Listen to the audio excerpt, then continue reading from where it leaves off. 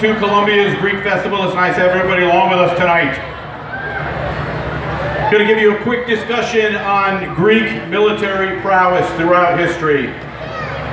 The world knows that the Greeks have been unmatched in military for over 4,000 years.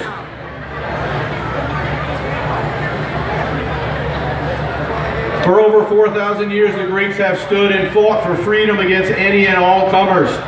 Starting with the Greco-Persian War in the 5th century BC, the Greeks, heavily outnumbered, stood their ground against the mightiest empire in the world, the Persian Empire.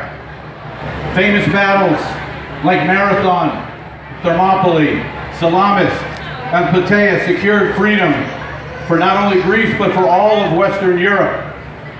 Following that, we had the world's youngest and only undefeated world conqueror in the Macedonian Greek, Alexander the Great. The entire world spoke Greek. Then came the Roman Empire.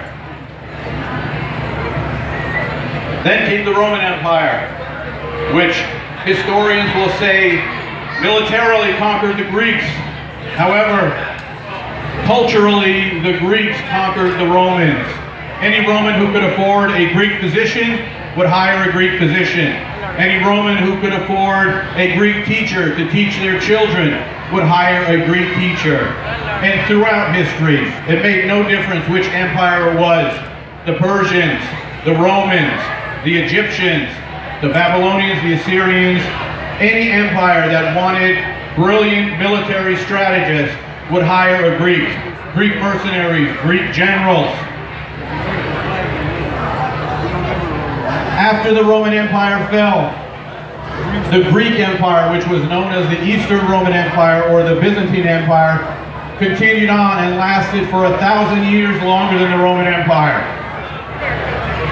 until Constantinople finally fell in 1453. At that point, most of the known world was speaking Greek.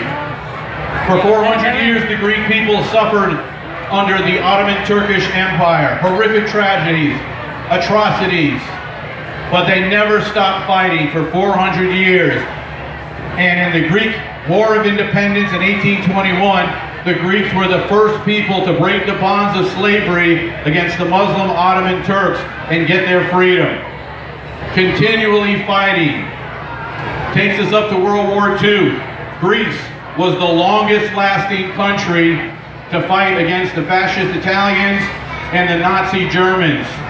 Poland fell in a few days. France fell in a few days. The rest of Europe fell to the mighty Nazis. Greece lasted 219 days, the longest lasting country in World War II. As a matter of fact, all of the military and civilian leaders in World War II agreed, from Russia's Joseph Stalin, Germany's Adolf Hitler, Benito Mussolini from Italy, Charles de Gaulle from France, Winston Churchill from England, Franklin Roosevelt from the United States. Everybody agreed that it was the Greeks who fought against the Nazis during World War II that postponed the invasion of Russia for the Nazis, and we all know what happened there.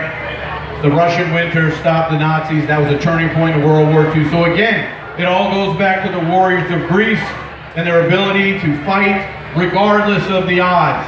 Why were the Greeks such great warriors? Following World War II, the Greek Civil War, it was the first battle of the Cold War with communism versus freedom. The first battle of the Cold War, right after World War II, was fought in Greece. Greece had been decimated by World War II, but they continued to fight against communism. They very easily could have been another country under the communist bloc, behind the Iron Curtain, but they did not stop fighting, and the freedom fighters won in Greece, defeating communism. It was the first victory of the Cold War for democracy over communism. Right after the Greek Civil War went into the Korean War. There was a Greek brigade fighting for the United Nations in the Korean War. The legend was that in that brigade, and everybody knew it, all the United Nations troops knew it, if you had the Greek troops on your flank, you didn't have anything to worry about.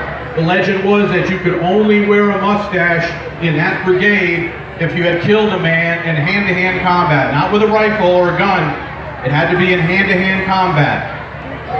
Every single man in the Greek brigade had a mustache.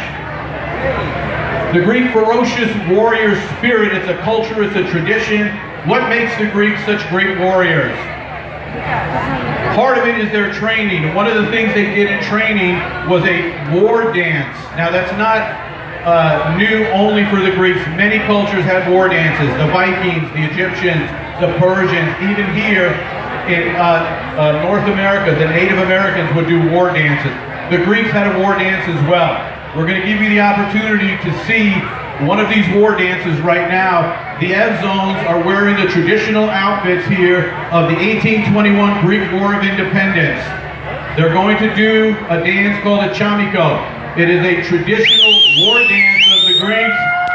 It builds muscles in the legs. It works on cardiovascular for the lungs.